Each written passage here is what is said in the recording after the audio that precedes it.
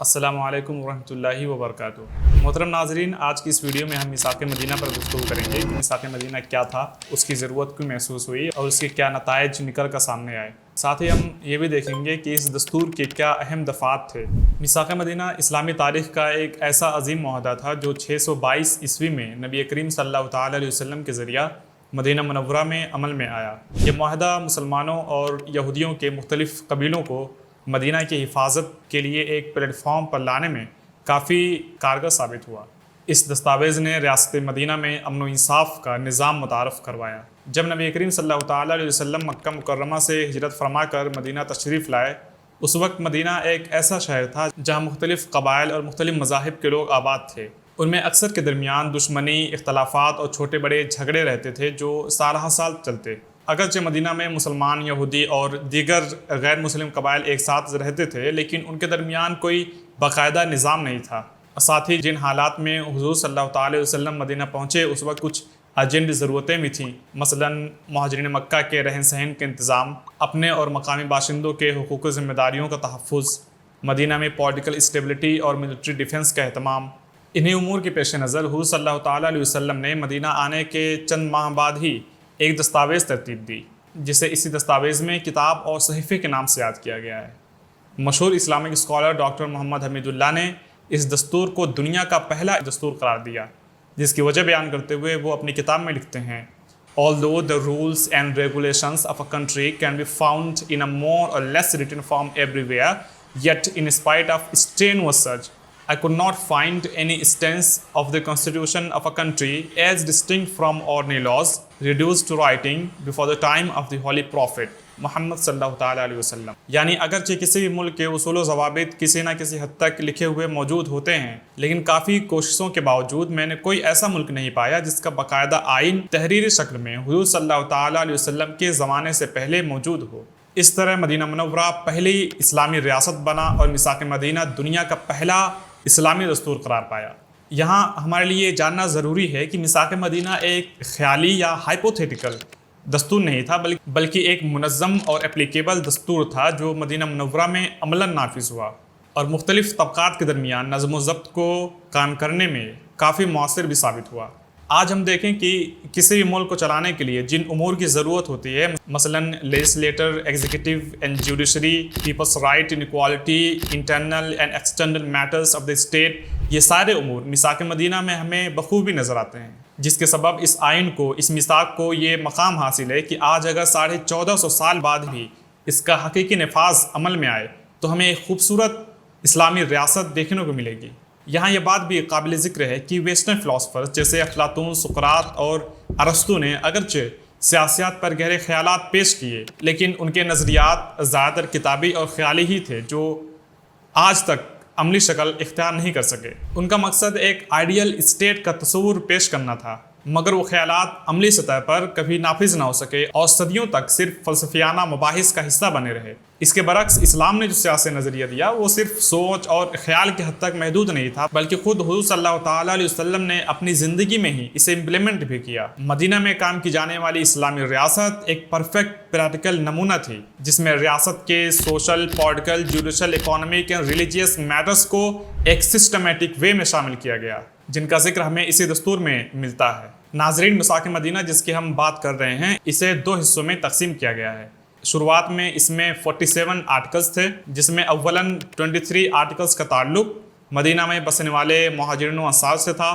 اور اس کا دوسرا حصہ جس کا تعلق یہودیوں اور دیگر قبائل سے تھا۔ مشہور اسلامک اسکالر ڈاکٹر حمید اللہ نے مزید تحقیق کی اور چند شکوں کے اضافے کے ساتھ ٹوٹل 52 آرٹیکلز شمار کرائے۔ مدینہ میں بسنے والے یہودی اس دستاویز کے اہم فریق تھے، جس کا ذکر ہمیں آرٹیکل نمبر 20 میں ملتا ہے، جس میں بیان ہوا کہ جو یہودی ہمارے ساتھ ہوں گے ان کی مدد کی جائے گی، ان کے ساتھ مساوی سلوک کیا جائے گا اور ان پر ظلم نہیں کیا جائے گا، اور ان کے خلاف کسی کی مدد نہیں کی جائے گی۔ اس طرح مسلمانوں اور یہودیوں کے جتنے بھی قبائل مدینہ میں موجود تھے وہ سبھی اس دستور میں شامل تھے، اور حضور صلی اللہ تعالیٰ علیہ وسلم کو یہودیوں سمیت تمام قبیلوں نے ایک فرمانروا اور قائد کے طور پر تسلیم کیا، جن کے ساتھ دھوکہ و فریب، ریاست کے خلاف بغاوت اور معاہدے کی عہد شکنی تھی۔ جیسا کہ قبیلہ بنو نذیر کی بدعہدی مشہور ہے کہ جنہوں نے نبی کریم صلی اللہ تعالیٰ علیہ وسلم کے قتل کی سازش کی اور نتیجتاً انہیں مدینہ سے جلاوطن کر دیا گیا۔ اس سے واضح ہوتا ہے کہ مدینہ میں قائم کی جانے والی اسلامی ریاست قانون کی بالادستی پر یقین رکھتی ہے۔ بنو نذیر کی جلاوطنی ایک واضح مثال ہے کہ میثاق مدینہ ایک رسمی دستاویز نہیں تھا بلکہ فعال آئینی دستاویز یعنی امپلیمنٹڈ لا تھا، جس کی خلاف ورزی پر ریاستی سطح پر اقدامات کیے گئے۔ یہ واقعہ اس بات کی بھی دلیل ہے کہ رسول کریم صلی اللہ تعالیٰ علیہ وسلم کے تحت قائم کی جانے والی اسلامی ریاست قانون کی بالادستی پر یقین رکھتی ہے، اور کوئی بھی قبیلہ چاہے وہ کتنا ہی بااثر کیوں نہ ہو وہ قانون سے اوپر نہیں ہے۔ گویا کہ اسلامی ریاست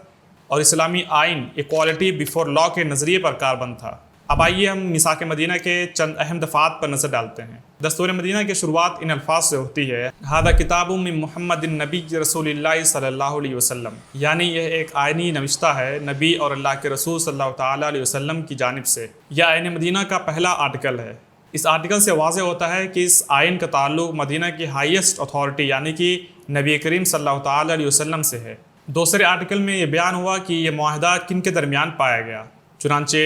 آرٹیکل کے الفاظ ہیں: بین المؤمنین والمسلمین من قریش ویثرب ومن تبعہم ولحق بہم وجاہد معہم، یعنی یہ معاہدہ ہے قریش اور اہل یثرب میں سے ایمان لانے والوں اور ان لوگوں کے درمیان جو ان کے تابع ہوں اور ان کے ساتھ جہاد میں حصہ لیں۔ اس آرٹیکل میں نبی کریم صلی اللہ تعالیٰ علیہ وسلم نے معاہدے میں شامل ہونے والے فریقین کا ایک عمومی خاکہ پیش کیا۔ اس دستور کے دو اہم فریق تھے: قریش اور یثرب کے مومنین و مسلمان۔ یثرب کے مشرکین اور یہودی بھی اپنے الائز کے ساتھ اس معاہدے میں شامل تھے۔ آرٹیکل نمبر 3 میں جن لوگوں نے اس معاہدے کو تسلیم کیا انہیں پوری دنیا کے مقابلے ایک یونائٹڈ باڈی یعنی ایک امت کے نام سے یاد کیا گیا، جس سے واضح ہوتا ہے کہ ریاست میں نظم و نسق برقرار رکھنے کے لیے ریاست کے شہریوں کے درمیان پولیٹیکل یونٹی نہایت اہم ہے۔ چنانچہ آرٹیکل کے الفاظ ہیں: وَإِنَّهُمْ أُمَّةٌ وَاحِدَةٌ مِّن دُونِ النَّاسِ، یعنی یثرب کے تمام مسلمان اور یہودیوں کے تمام قبائل جو اس معاہدے کو تسلیم کرتے ہیں وہ پوری دنیا کے مقابل ایک امت ہیں۔ معاہدے کے تمام افراد کو ایک امت قرار دینے کا فائدہ یہ تھا کہ جتنی بھی سیاسی تنظیمیں اور جماعتیں ہوں گی وہ مسلمانوں کے ساتھ مل کر کام کریں گی اور انہیں اپنے مذہب کی پیروی کرنے کی بھی آزادی اور خود مختاری حاصل ہوگی۔ چوتھے آرٹیکل میں ڈیتھ کمپنسیشن کا ذکر کرتے ہوئے واضح کیا گیا کہ مہاجرین اپنے خون بہا یعنی بلڈ منی خود ادا کریں گے اور معاہدے کے تمام فریق ان کے بلڈ منی ادا کریں گے جو ان کے درمیان قتل ہوئے۔ چنانچہ آرٹیکل کے الفاظ یہ ہیں: المہاجرون من قریش علی رباطہم یتعاقلون بینہم وہم یفدون عنیہم بالمعروف والقسط بین المؤمنین، یعنی قریش سے ہجرت کر کے آنے والے اپنے معاہدے کے خود ذمہ دار ہوں گے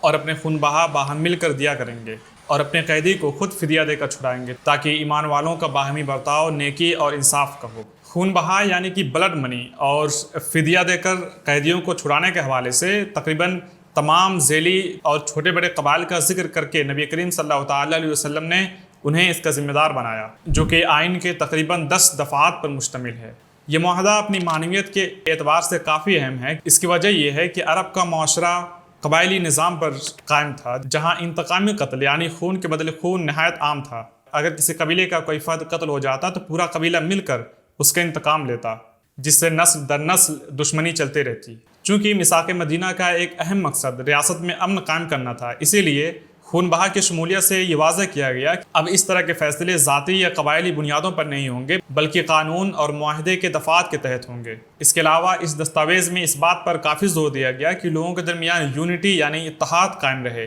جس کے سبب یہ اصول متعین ہوا کہ کسی بھی اختلاف کی صورت میں رسول اللہ صلی اللہ تعالیٰ علیہ وسلم کی جانب رجوع کیا جائے گا، جس کا ذکر ہمیں آرٹیکل نمبر 28 میں ملتا ہے، جس کے الفاظ ہیں: وَإِنَّكُمْ مَهْمَا اخْتَلَفْتُمْ فِيهِ مِنْ شَيْءٍ فَإِنَّ مَرَدَّهُ إِلَى اللَّهِ وَإِلَى مُحَمَّدٍ، یعنی جب کبھی کسی چیز کے متعلق اختلاف ہو جائے تو اللہ اور اس کے رسول کی طرف رجوع کیا جائے گا۔ اس آرٹیکل سے آپ صلی اللہ تعالیٰ علیہ وسلم نے یہ متعین فرما دیا کہ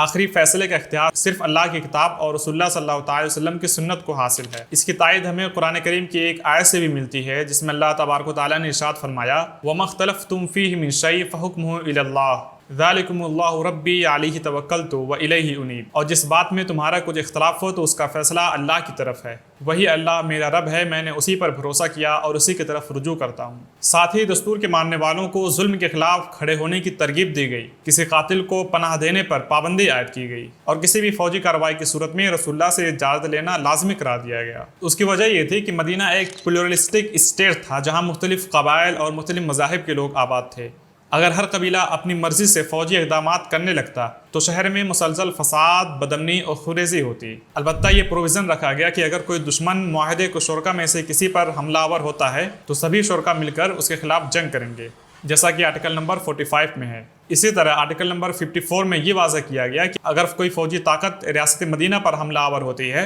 تو ریاست کا دفاع کرنا تمام شہریوں کی اجتماعی ذمہ داری ہوگی، جیسا کہ بیان ہوا وَإِنَّ بَيْنَهُمُ النَّصْرَ عَلَى مَنْ دَهْمَ يَثْرِبَ، یعنی اگر کوئی مدینہ پر حملہ آور ہوتا ہے تو یہودی اور مسلمان ایک دوسرے کی مدد کریں گے۔ اس آرٹیکل میں نبی کریم صلی اللہ تعالیٰ علیہ وسلم نے مدینہ کے تمام شہریوں سے یہ مطالبہ کیا وہ ایک قوم بن کر ایک طاقت اور ایک فوج کی طرح متحد ہو جائیں تاکہ ریاست پر ہونے والے کسی بھی حملے کا فوری دفاع کیا جا سکے۔ اور تاریخ کے مطالعے سے یہ واضح ہوتا ہے کہ یہ اتحاد مدینہ کو ایک محفوظ ریاست بنانے میں کافی کارگر ثابت ہوا۔ آئین کے آخر میں اللہ کے رسول صلی اللہ تعالیٰ علیہ وسلم نے اس بات کی تصدیق کی کہ مدینہ کے تمام شہری مدینہ کے اندر اور باہر ہر جگہ محفوظ ہیں، سبھی کو اپنی مرضی سے کہیں آنے جانے اور رہنے سہنے کی مکمل آزادی حاصل ہے، سوائے ظالموں اور مجرموں کے کہ جنہیں اپنے کیے کی سزا بھگتنی پڑتی تھی۔ اس طرح اگر ہم میثاق مدینہ کے اس وقت کے بالفور اثرات اور مقبولیت کا اندازہ لگائیں تو واضح ہوگا کہ میثاق مدینہ ایک انقلابی دستاویز ثابت ہوا جس نے مدینہ کے قبائل کے درمیان صدیوں پرانے جھگڑوں اور خونریزیوں کا خاتمہ کر دیا۔ وہ قبائل جو ایک دوسرے کے خلاف برسر پیکار تھے اب ایک مشترکہ شہری وحدت میں ڈھل گئے، جہاں مسلمان اور غیر مسلم سبھی امن و سکون سے رہنے لگے۔ ساتھ ہی اس دستور نے مدینہ کے تمام قبیلوں کو نبی کریم صلی اللہ تعالیٰ علیہ وسلم کی قیادت پر متفق کر دیا، جس کے نتیجے میں حضور صلی اللہ تعالیٰ علیہ وسلم صرف ایک مذہبی رہنما نہیں بلکہ ایک منصف اور حکمراں کے طور پر بھی تسلیم کیے گئے۔ اور یہ قیادت محض روحانی نہیں بلکہ سیاسی اور عدالتی اختیارات کی حامل قیادت تھی، جس نے مدینہ میں حقیقی نظم و نسق کو قائم کیا۔ اس کے علاوہ میثاق مدینہ نے قانون کی بالادستی کا تصور رائج کیا۔ اس معاہدے کے تحت ہر فرد اور ہر قبیلہ قانون کا پابند ہو گیا اور کوئی شخص یا گروہ قانون سے بالاتر نہ رہا۔ یوں عدل و انصاف کا ایک ایسا غیر جانبدار نظام قائم ہوا جو سب کے لیے یکساں تھا، جس سے نہ صرف انصاف کی فراہمی ممکن ہوئی بلکہ ایک منظم اور پرامن معاشرے کی تشکیل بھی عمل میں آئی۔ نتیجتاً مدینہ ایک متحد اور مستحکم اسلامی ریاست کی شکل اختیار کر گیا، جہاں سیاسی، سماجی اور دینی سطح پر مسلمانوں کو ایک نئی شناخت اور ایک نیا وقار حاصل ہوا۔ یہی وہ مرحلہ تھا جب اسلام محض عقائد کا مجموعہ نہ رہا بلکہ ایک زندہ، فعال اور عملی ریاستی نظام کے طور پر دنیا کے سامنے آیا اور ایک ایسی مثالی ریاست کی بنیاد رکھی جس میں tolerance, equality, justice and unity کے اصول نمایاں تھے۔ ناظرین، اس مختصر سی ویڈیو میں میثاق مدینہ کے ہر پہلو پر گفتگو ممکن نہیں، خاص کر کے اس کے دفعات پر جو اپنی معنویت کے اعتبار سے اپنے آپ میں ایک سمندر ہیں۔ لہٰذا میں اپنی گفتگو کو یہیں سمیٹتا ہوں۔ جزاکم اللہ خیر الجزا۔